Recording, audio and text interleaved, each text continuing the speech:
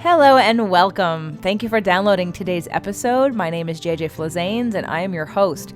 I really do appreciate you taking the time to download and listen to this episode. Today's show, The Healing Feeling Shit Show, is an interview with my friend Rachel Kaplan, whose podcast is called The Healing Feeling Shit Show. We have a really fun time today. She and I have similar missions, and I look forward to hearing your feedback. Before we get into today's show, I thought because of the theme being healing feeling, that I would announce here that we are doing Releasing What Weighs You Down 2020. It is now being hosted this year, upcoming year, at 1440 Multiversity. You can look them up. It's 1440multiversity.org, I believe, but it's 1440 Multiversity. It is in Santa Cruz, California, about 15 or 20 minutes from the San Jose airport. And how the tickets work differently is you buy everything through them. There's a ticket price that includes materials and extra goodies. And then you pick the kind of residence you want to have. And I don't know what all the options are. I have not been there yet. And I don't have the link ready. But I just wanted to let you know that the dates are January 10th through the 12th, 2020. That's a Friday, Saturday, and Sunday.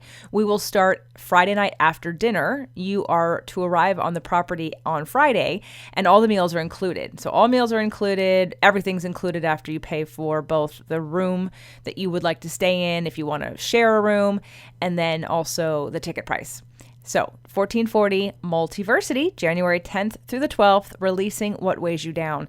It's going to be a little different because we're in a new space with a new company, but it will be mostly me and Lisa Thomas. And we'll be presenting some same information, but some of it will be new and different and more streamlined because we actually have a little bit less time. The workshop starts after dinner at around 7 o'clock and ends on Sunday, I believe at 2 o'clock or maybe even sooner than that. So maybe even like noon. So it's a little bit shorter than I'm used to, but we're going to get it done. And I've added the extra exercise and meditation sessions in the morning. So I hope that if you have some things to release that weigh you down, whether you've been to Releasing What Weighs You Down or any of my live events before, as you know, it's like a detox for your emotions and a reset that I really feel very strongly about having in January, because that's the time where we want to recalibrate to a new year and really release some of the patterns and behaviors and habits that we have that keep us stuck if you're stuck in any area of your life. Or it's just a really great way to start the year off, making a commitment to yourself by taking care of yourself in a new and meaningful way. So on to today's show, Rachel Kaplan. She has been relentlessly studying healing since her life was devastated by the traumatic suicide of her first love at 14 years old. This lifelong personal pursuit led her on an international mission to study the methodologies of the world, focusing on spiritual practice of Eastern religions and the cutting-edge Western psychological approaches. She's a longtime yoga practitioner and teacher, as well as a bold, seasoned psychotherapist. After 25 years of studying these technologies and successfully working with students and clients, Rachel simplified the single most important and necessary tenet of deep core psychological healing as the emotional equivalent to potty training. Rachel has created a new podcast, The Healing Feeling Shit Show, to potty train grown-ups through their foundational first season so they can achieve emotional resilience, the new happy. Rachel also has a thriving psychotherapy practice in the San Francisco Bay Area. Besides catalyzing healing, she delights in music, dancing, design, fashion, and the band Radiohead. Welcome to the show, Rachel. Thanks so much for having me, JJ. Your pitch at New Media Summit was definitely one of my favorites when you talked about poop. And not because I'm like a poop person. You know, some people think poop's really funny, like poops and farts, and everyone goes, ha ha ha, and they giggle and they think, you know, it's like hilarious. It was because of the correlation to poop and emotions. Right. That was awesome for me because it's the very basic, like everybody poops and everyone has emotions and you have to get them out. And so because of that, you started the Healing Feeling Shit Show. And I want to go back and hear your story of what it is you needed to heal, how much poop you needed to get out of you in order for you to start your journey. And then, of course, lead you to starting your show. Absolutely. Well, I have a very obvious starting point for my journey, which is that my first love, and it was an obsessive love, a teenage love, it started at age 12, but he, right before both of us turned 15, committed suicide. And the story there is even more tragic than it sounds. I mean, I think every suicide for anyone involved is devastating. But of course, I was at a very vulnerable age, and he manipulated me to be involved, but to be stuck, to be unable to stop him. So that really was a death of some sort for me. I think I was, always pretty intellectual, somewhat emotional, or pretty emotional at that age too, but I just shut my entire emotional system down and moved into the recesses of my mind, but was miserable and, planned to die for a few years. I actually tried to stop him by telling him that I would commit suicide, which I didn't really mean, but it was just the best strategy I could figure out as a 14-year-old. So basically by around, I'd say, almost 16, the first time I had feelings for another person, I recognized how damaged I was. I recognized that I had come to believe that, we're all meant to be alone, and that the connection is always short-lived. And I was just so shut down. And since I was trying to have feelings again for someone else, I got really motivated to start therapy. And that was around 16. It led me on this wild ride of, I'd say, therapy. By 17 or 18, I was interested in studying Eastern religions. I lived in India and Nepal while I was in college. I majored in Eastern religions, started practicing yoga as a 19-year-old. So pretty much from that point forward, I've been on a worldwide pursuit of the most effective healing modalities, mainly because of the impact and devastation from that experience. Of course, eventually I started to uncover wounding that came much earlier in my life, as so much of everyone's wounding comes really initially in the first few years.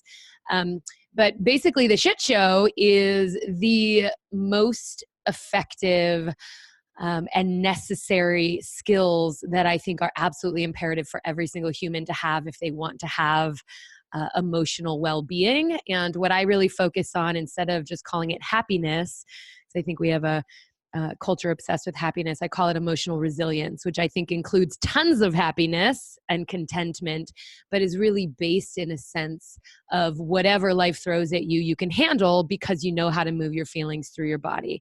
And the metaphor, last thing I'll say about this whole journey, is that the metaphor of emotions like poop is the most effective way I can convey to my clients. So I'm a psychotherapist. I've been in practice for 13 years. I started that journey 10 years after the suicide of my boyfriend, as far as schooling. But that is the single most effective way I can help people understand how to relate to their emotions, because when we get the sensation that we need to poop, most of us have been trained, almost everybody has been trained that there's nothing you can do, like eating and buying and shopping and swiping and validation. None of it will make the feeling that you need to poop go away. Only the act of pooping goes away, makes that feeling go away. And similarly, only learning to let the feelings move through the body will actually reduce that backlog of emotional pain. So that's the Healing Feeling Shit Show. When you started using that analogy, did you find people who were less resistant to feeling their feelings? Yeah, it just kind of lights something up for people, because, and there's an interesting correlation with shame, because, we don't advertise our poops, right? If I had a stinky poop, I wouldn't invite you in to be a part of it. But so there's some degree of privacy and shame. And I think that there is a similar sense of hiding our emotional pain. And so that's a really useful thing for me to connect, because we don't need to feel ashamed about pooping. Like you said, everyone poops. And similarly, we don't need to feel ashamed about emotional pain, because you cannot be a human in this life and not have emotional pain. We know that we and everyone we know will die, that there are losses that you can't avoid if you're really living. Even if you're not, even if you're holed up in trying to stay in your safety zone, you can't avoid pain. And so I think that when people get that analogy, they start to free themselves up. Some people are squeamish about it. I won't lie, but generally I think it just helps it land in the body of, I already know how to deal with this. People know how to deal with their poop. And I'm teaching them, yeah, it's not that different. You get yourself to the place, set yourself up to do it in the clean, good way. You wash your hands, no big deal. Go about your day. You feel lighter and brighter and less full of shit. Yeah, no, that's what I loved about your ideas and your show and your pitch and your position, because it is very obvious. However, of course, later I thought, well, not everyone has the comfort level of pooping, and not everyone poops very well either. Right. So, right. So because our bodies hold tension and we eat foods that disrupt our digestion and cause inflammation. And so people are Right. constipated, which is also a sign of emotional stress and anxiety and Right. holding on to and that kind of stuff. So I really did appreciate that correlation, and thinking about some of the older generation, like my mother, for instance, who isn't regular and hasn't been regular for a long time until recently, where she has been finally heeding the words of her daughter and going to acupuncture on a regular basis, and is Awesome. now eating 8 prunes a day. And she wanted to report to me that she is now finally in her life, that she's finally come somewhat regular. And she did make a mention that she knew that there was part of her head involved, which I thought Mm, was finally an interesting awakening, if you right. will, that she had about recognizing or admitting that she understood some of the reasons why she didn't go to the bathroom. Like, she wouldn't take a poop in a public place. Right. Yeah. So of course, someone like that isn't going Right. to necessarily also feel the right to have feelings Right. in situations. I mean, my mom, I'm not bashing my mother. My mother's amazing, and I appreciate so much about her, and we have a good relationship. She doesn't listen to the show, and even if she did, I'd still talk about her, because I would like, I bought my parents an iPad to listen to the show, to learn the education, and to watch the videos, the cooking, the exercise. Do they? No. So I give up. But Yeah. when I did give up is when she started to be more somewhat interested in actually taking slight Awesome. responsibility for some of these things. That's good. So in the case of someone like my mom, who has shame for Sure. sure, Mhm. and wouldn't let herself poop in a public place or in someone else's bathroom, which then causes a disruption in her own physical body, which is also an obvious reflection of this disruption in her emotional life. Right. What would be a tactic that you might share with them? I mean, obviously the story of how to poop and that we poop naturally, but then in her case, she does it. Right. Well, the truth is she is not alone. In fact, I'd say almost everyone at this point, whether, they've been pushing their feelings down for 20 years, 30 years, 40 years, 70 years. I mean, the truth is that we are conditioned initially by our well-intentioned parents, by telling us that we're okay and that, shh, you're fine, but just the truth that it's hard to take care of a tantruming, crying, emotionally reactive child. And I feel for parents. I don't shame them. Everyone did their best, or most people are doing their best. And people who aren't doing their best are just so flooded and bogged down by their own wounding that they can't do better. So most people from, their first few months alive have been conditioned out of having big feelings, and then our culture absolutely is funded and benefiting from us trying to consume rather than feel. So almost any single adult that I come in contact with, whether through my private practice or the show, I am assuming pretty factually has trouble actually moving their feelings. And that's why this isn't just enough. I mean, if it was as simple as have your feelings like you poop, we could put it all in a bumper sticker. It could be like a 1-hour workshop. The first season of the shit show is probably about 16 to 18 hours of a step-by-step guide. It's really a transformational course in hiding that teaches people, why are you wounded? Why did you shove your feelings down? How did that make perfect sense? And then how do you step-by-step learn how to feel your feelings? And so your mom's not alone. And, one of the best metaphors I give, I think, to understand the problem is that when we have been pushing our feelings down, trying to not show that we're ashamed or that we're afraid, or that we're sad, or that we're sure that we're an imposter, that if people knew us well enough, they'd see that we're full of shit. one of the best ways to understand that is when you've done that for long enough, it gets just like you'd have a really big pile of shit you're trying to move through. You have this huge file. It's like, it's like a massive video, right?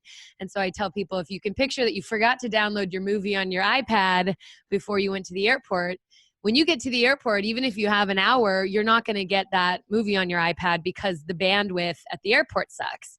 And so a lot of the work that I'm teaching people how to do is, how do you increase your bandwidth? How do you increase your sense of support? And there are lots of ways to do it. I can give you a couple in a moment if you want, so that you can move these big files that have become massively terrifying.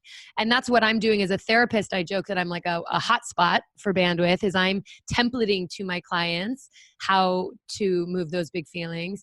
And then there are ways like using nature, like someone sitting with a tree, the same tree every day, and you go and you kind of tune in and slow down, and you feel your body, breathe into your torso, and start to maybe even talk to the tree about what's bothering you. Like that sense of being held by something bigger can be something that increases bandwidth.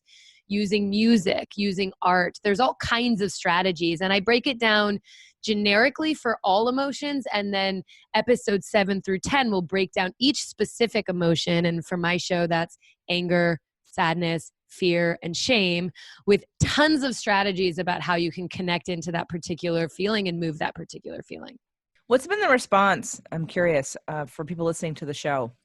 Well, thanks for asking. I mean, it's funny for me. I met you in a podcasting world. I knew nothing about podcasts, barely listened to them before I made this. And so it's all been a kind of an adventure, and one which I haven't necessarily had the data to interpret. I mean, one response has been that, I think it's been, actually today is a Wednesday, so it's an anniversary day. I think I met maybe 14 weeks since I launched. And the stats are around 43,000 downloads for the 12 episodes. I'm getting emails from people all over the country, people saying this has been life-changing. A born-again Christian who hasn't had any emotions for this long, or people recognizing themselves through some of the way I'm describing some of the different circumstances that people of different race have in our culture, in our country.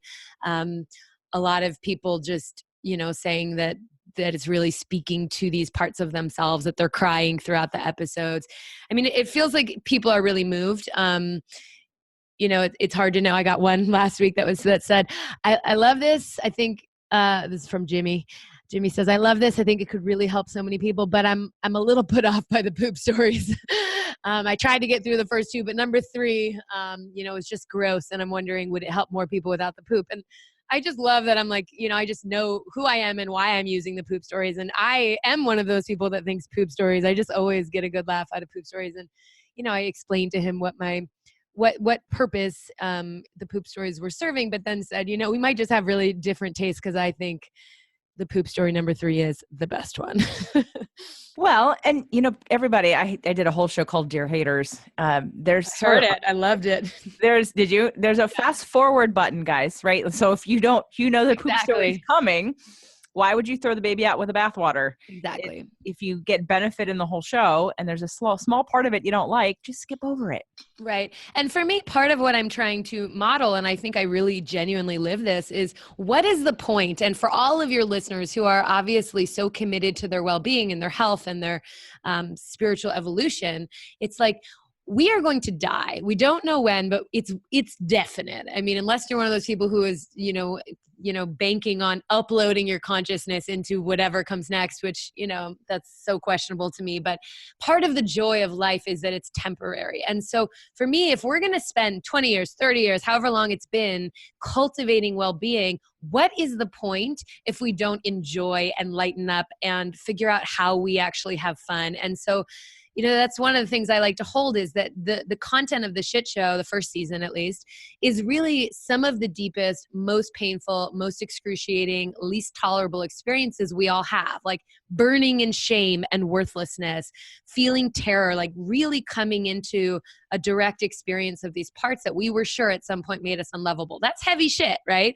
But I am doing it, and I'm presenting it, and I'm talking about it in a way where I'm really embodying that, look, this doesn't have to be so heavy. It can be light also.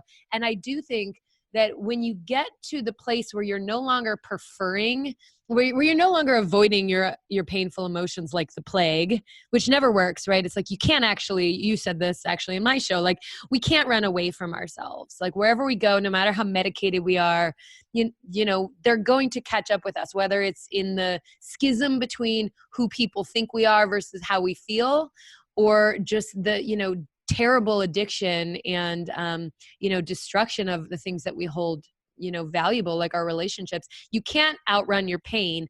And therefore I'm just of the mind of, once you start feeling it as it is, which I would say the best way to describe emotions are intense sensations rolling in squads. Once you get to that place, it's not really that much less pleasurable than pleasure. It's like, it's a really intense experience you have for some very temporary amount of time. And then it's over and you feel lighter and you feel better. And so I think it's possible to cultivate a real ease and joy with learning to have pain that really transforms our lives. Well, when you look at it as the pain can transform your lives, I think for a lot of people, they don't buy into, not my listeners, but let's say other people in my life who have so much trauma and pain. Yes. That looking back, they can't possibly see how feeling that again or being anywhere near it, anywhere close to it, has a benefit. Yeah. What do you tell the people who, you know, I like to say that I do the work and I talk about this work and I want people to also release themselves of the things that weigh them down. That's my signature event that we do every beginning of the year, January. It might be in February this coming year. And it's for that fact that we all carry around stuff that we don't need to. We're burdened with stuff and that it doesn't serve you. But even though it's like climbing the mountain, it may be really hard to climb the mountain. But when you get to the top, it's like, oh, like I've made it. Right. And then it's cake on the way down. Right. What do you tell people who are super afraid to go into those really dark places? Well, I mean, it's slightly different if I'm sitting one-on-one with someone, whether in person or through Zoom.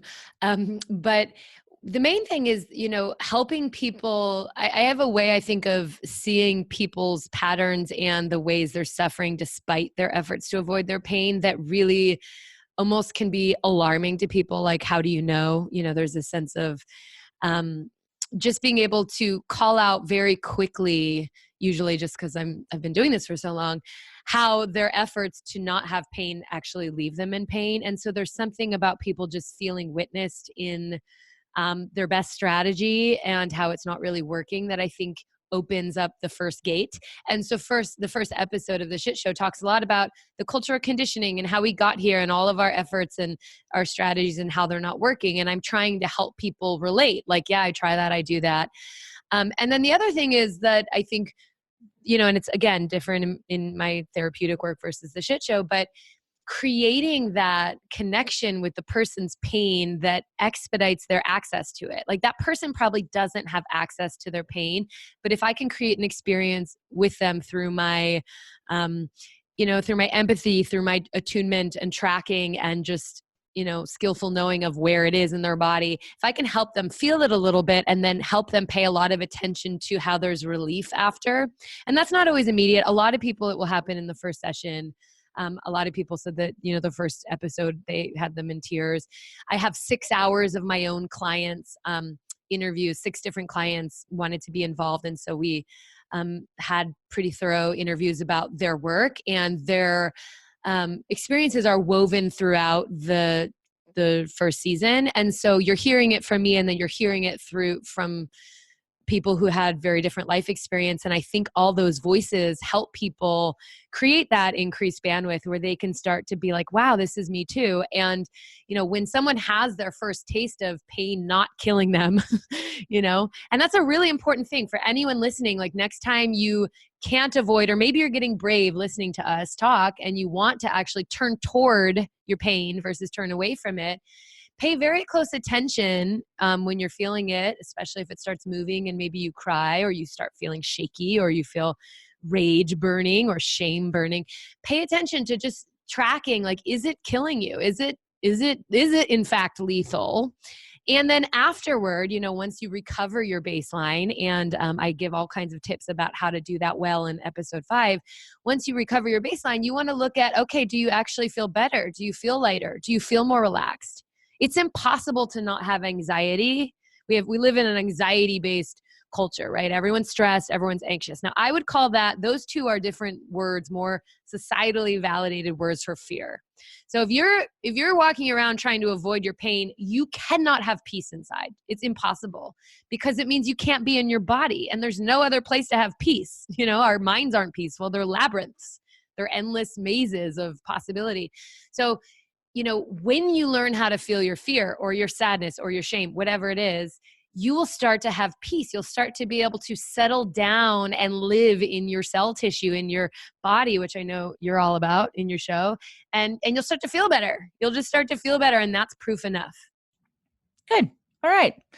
I want to talk about happiness. You mentioned it earlier in the show about sort of you have an issue with the word, or people use it too much or throw it around, or maybe give it a meaning that you think isn't appropriate or healthy. Let's talk about your relationship to the word happiness.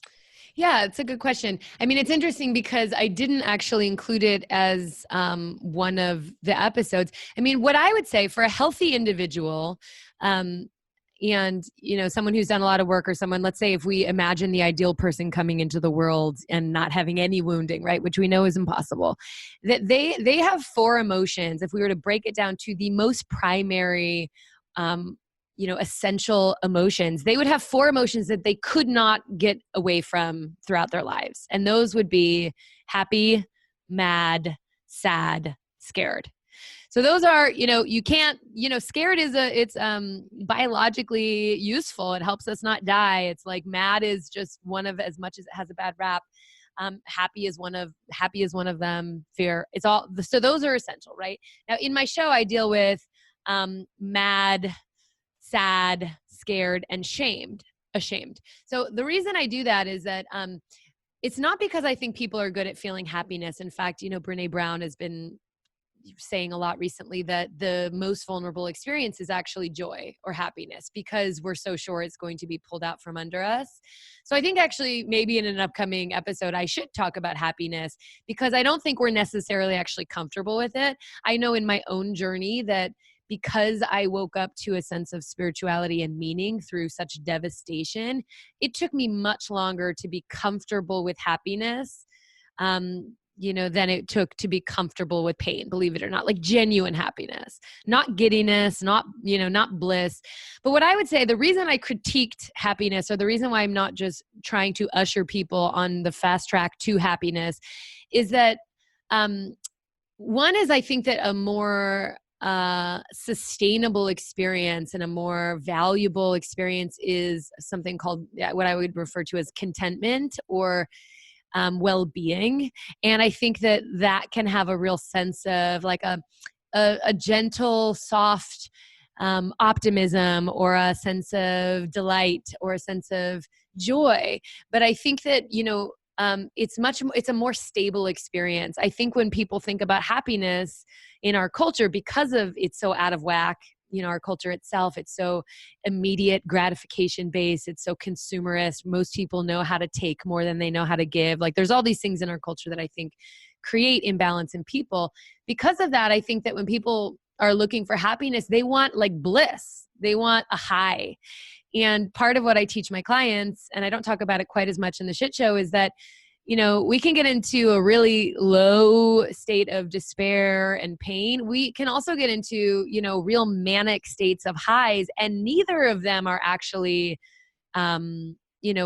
sustainable. To stay at that high of happiness without genuine well-being, you need to be really medicated, whether it's on other people's praise and validation, or drugs, or, incessant busyness, or concerts, whatever your drug of choice is. And so, what I think is better than that sense of riding the high and, is learning how to have balance, how to recover your baseline when something hard happens. And that to cultivate that, you have to get so strong that you end up naturally cultivating well-being and joy and happiness. It's just a little less manic. I like that. And I'd agree. I recently heard someone say, well, I don't think I'm happy. And I've heard that through my years. Well, I'm not happy. Oh, especially in relationship. A husband and a wife, they were friends of my ex-to-be and the wife said, I'm not happy. And I said, well, it's not his job to make you happy. So, Right. Yeah. and seeing her mother, who had had 4 marriages and was highly medicated on pain pills and alcohol, and had been hospitalized for anxiety attacks. And anyway, she's a mess. I'm like, Right. well, of course you don't know how to be happy, but it isn't his job to figure it out for you. Right. So I do believe, like what you just said, that there's this idea, this misnomer.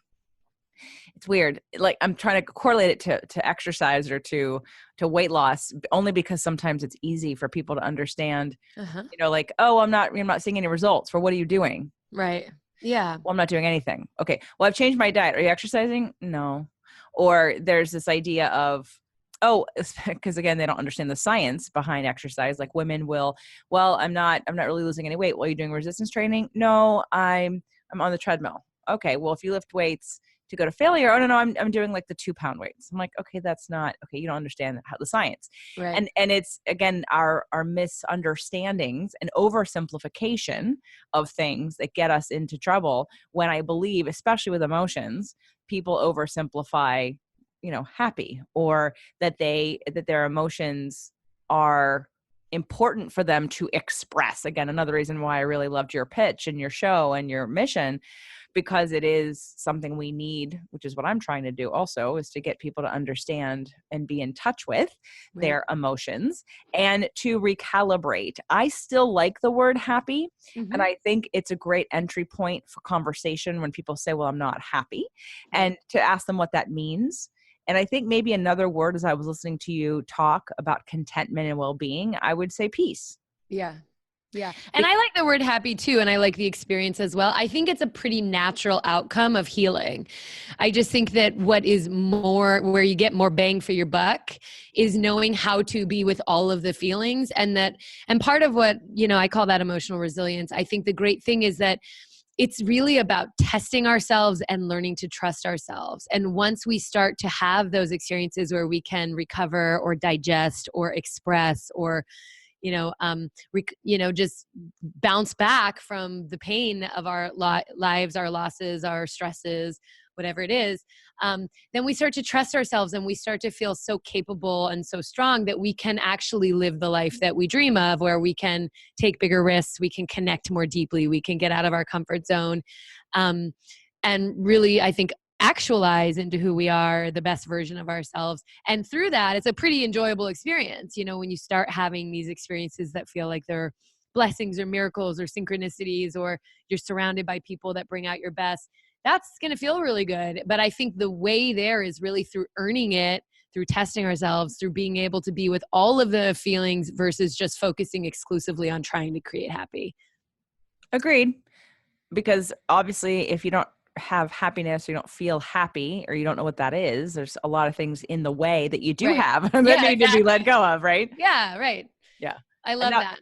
So let's talk about your therapy for a second, both Sure. the methods that you use with your clients and the methods that you have experienced, and what you thought really moved the needle for you. Because I think I heard you say in your first or second show, or we've talked about that the sort of the idea of that most therapists are not doing a very good job of X, Y, and Z. And Right. I'm not a proponent of traditional therapy for that reason, because I see what happens with people even just with a therapist who has to gain trust with a client. So over the course of a couple sessions, will repeat back and reflect back to them to build this trust. But yet, anyway, I just feel like it's such a waste of time when that person may never come back again if you haven't gotten to an awareness. Right. And so I hate that process, because it wastes time, especially with people who don't want to be in therapy in the first place. It's like they're going to come in, and to me, I'm like, and that's why for me, I have haters, or I have people who don't like me in my show. In fact, I even had someone in my mastermind group who said to me, after listening to the Dear Hater show, she's like, when I first listened to you, I had a hard time. She's like, and I thought about it and I knew it wasn't you. It was very confronting, because what you said was true. And And to me, it's not necessarily the right way, quote unquote, in the therapy world to work with a client. But to me, I'm like, let's just get over the bullshit. I want people to actually want to do the work. And I don't want to spend 7 years to get you to open up to something. Right. I feel like I don't. So Well, I let's. think we have that in common. I think that's part of what I resonated with you is that you're a real direct, straight shooter, and I am too. And that's been a journey for me. I joke that I'm nearly impalatable these days. And I tell people who call me, you know, the first thing I do when we talk about how I work is I really let them know that I'm direct and collaborative, and I'm going to expect them to do work outside of our sessions if they really want to, you know, achieve results, and that I'm not just going to sit on the couch and moan and, you know, ask them how they feel. So do you want me to start with kind of my own background in therapy, or Yeah, I want to a add little bit? in. I want to add in a quick story. I Sure. had seen a therapist who did EMDR. She was on my insurance, and I think everyone's heard this story on the show before. But if you haven't, it was someone who I was looking for EMDR. I went to her, and she was very right brained. And for those of you that haven't figured it out, I'm both, and both, but I tend to use my right or my left brain more on the show, be strategic and linear and direct and all that kind of stuff. So I went to this woman and she did EMDR, but she'd always start the session with, "How are you doing?" Like in the moment. So I tell her in the moment, like how I'm doing. And Uh-huh. then she would just ask me questions about whatever that answer was. And so the hour goes by and And you there's no didn't do EMDR. EMDR? Yeah. And it happened 6 times. Now, every time I would leave her office, I would email her and say, "Hi, I'm coming to you for EMDR. I really want to do EMDR." And she's like, "Okay." And then I think I did the EMDR twice in those 6 sessions. I Right. wanted to do it as much as we could. And finally, at the end, she said, "Well, JJ, every time you come in, you talk about what's going on at home." I said, "Because you ask me." You Right. ask me, and this is your room, and I'm not going to try to tell you what to. So for me, it was learning. Like I had to go through a couple different people to find the right personality, Yes. to find the right set of tools. Someone who could do EMDR and hypnosis, who was a little bit more balanced brain, or at least more left brain. I Right. didn't need the hand-holding validation Right. that she wanted to give me. So I want to hear who worked for you, who didn't work for you, what moved the needle for you when you were going through therapy. Right. Great question. And so I can totally just picture that. But that's too bad. So first of all, I would say that there's one individual therapist that really was life-changing for me. And I found her as a teenager. It was the first therapist that I saw, or not the first, but the first therapist I worked with after my boyfriend's suicide. And since then, there's really not been an individual therapist that has really been life-changing for me. I had to be in therapy for grad school when I was starting to see clients. And so I worked with a few therapists then, but they weren't quite the right fit, partly for me because as a trained therapist and just a pretty intuitive person, I can't tolerate any bit of falseness. And so the whole very audible empathic moaning, and this also is probably partially connected to my own wounding as well around receiving care, to be honest. But, you know, it's like my meter for bullshit is just so high. So, you know, there was a way that a lot of the therapists I would see would just kind of hide out in that sense of, oh, oh, you know, it's like, and I don't think that is that helpful. Um, I would say, you know, and the person that was really, I did also do a lot of couples work. I have a husband. You have an almost husband. I have a husband. So I was married, and we did a ton of work trying to salvage or make that marriage work. So I've seen all kinds of therapists, and, you know, I've trained in various modalities. There are definitely modalities that I really respect. I think as far as my overall critique on the field, it really depends on the integrity of the therapist, and I think the demand on the therapist. And what I mean by integrity is, you know, someone has to really trust that they're going to have a flow of clients where they don't have to enable a client to stay with them for money. They don't need to be so afraid of whether or not someone likes them or does not like them that they're just trying to keep the client comfortable and coming back. So if someone is either afraid they don't have enough money or that they really need to be liked, they're not going to be able to have integrity to really get people out of their comfort zone. And the other piece is being a therapist is an amazing career. And I think that a lot of people choose it for that reason. And if you haven't had the depth of pain that demands you really show up to your work relentlessly to heal yourself, you might not know how to heal someone else. You might not know actually how to take them past where you've where you've gone. And so I think there's probably a lot of very well-intentioned people that they have all the training, but they don't actually know it from the inside. And so they're limited. The person that, really tipped the scales in my own personal healing is someone who's very private. And so I talk about him throughout the shit show, but he didn't want me to use his name. And a lot of the most direct, emotional pooping methodologies actually come from my work with him. But he is someone who is more initiated into an Apache lineage. He's someone where we would talk on the phone for 2 weeks or for 2 hours every 2 weeks. And he was so intensely confronting with me and with everyone I've sent to him. I mean, I've had to become so careful sending people to him because most people can't tolerate the level of direct confrontation that he brings. And it was, for me, it took months in the beginning to really be able to sit with and speak about part of what he was showing me about me. But he basically, it's like the metaphor that we used was like, if you go to a doctor and you have a tumor, in one of your breasts, do you want the doctor to talk to you about how great your other breast is? And so what he does is he says, hey, look, you've got this tumor and this is where it comes from and this is what it's doing. This is what the havoc it's wreaking on your life. It brings up a real defensiveness in most people because the therapeutic industry is more like, oh, you have a tumor, but it's not your fault. That was the best you could do, poor baby. Like that's more the tone. And so I think, for people working with him and for people working with me at this point, because I'm already a direct person, just personality wise, and I have become really even more direct.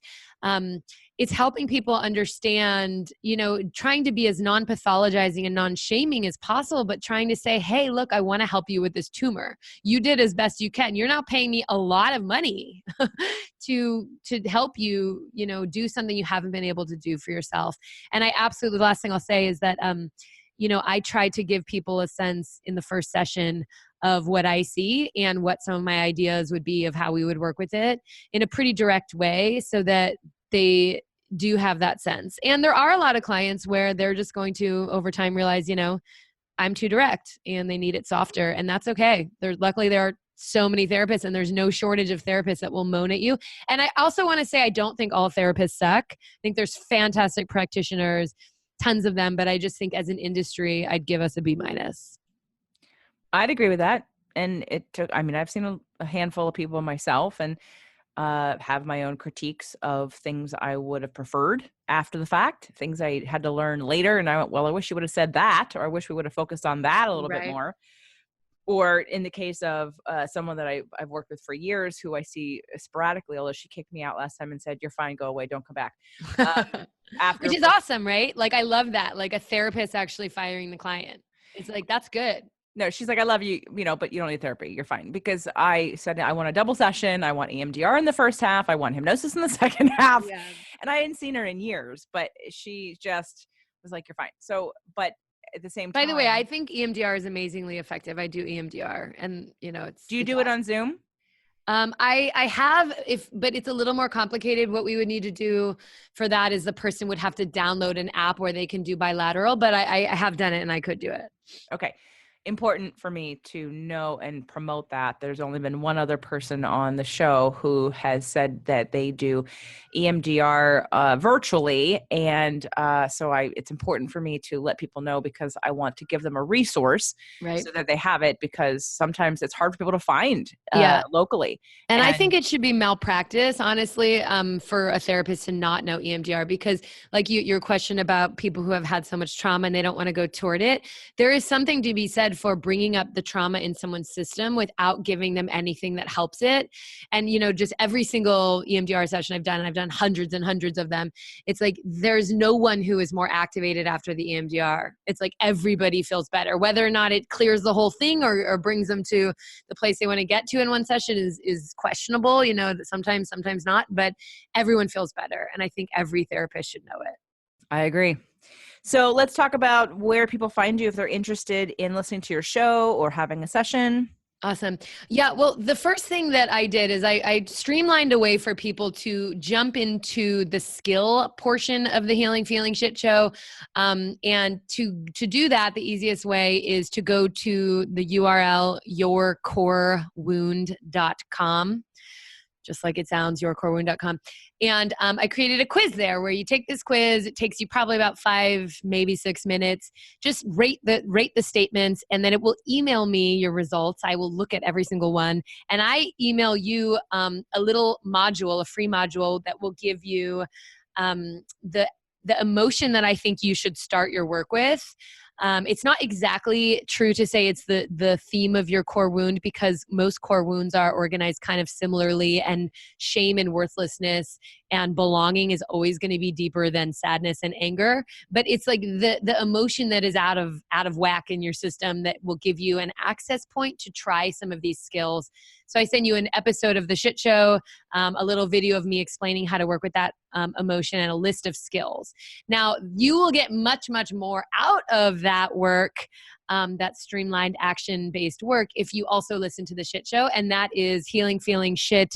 And that I in shit is an asterisk, because in the end, if iTunes tells you don't have a podcast if you swear, I said, okay. And I did what they told me. So Healing Feeling Shit Show, it's on iTunes, Spotify, and all the places you would find podcasts. And the best way to, connect with me, whether I'm going to be leading some group work as well as doing individual work, is through my website, which is healingfeelingshitshow.com.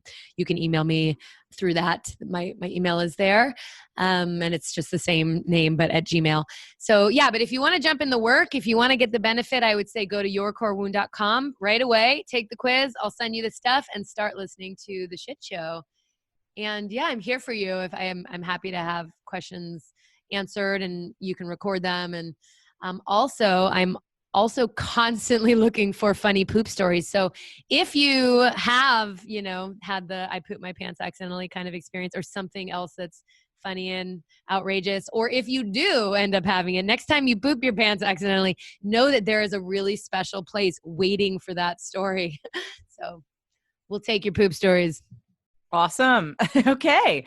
And then people will not share that, because they'll be like, I don't want to know my poop story. So you can come in, maybe they can do an alias. Yeah. You don't even need to use your name. All you do is you record it and you email it to me. But anyway, no pressure on the poop stories. Yourcorewound.com, Healing Feeling Shit Show. And for those brave poopers, you know where to find me. Okay. Awesome. Rachel, thank you. Everyone check out the Healing Feeling Shit Show, yourcorewound.com. And I appreciate today's conversation. I know we have similar missions. So thank you again for being on the show today. Pleasure to connect, JJ. Thanks so much.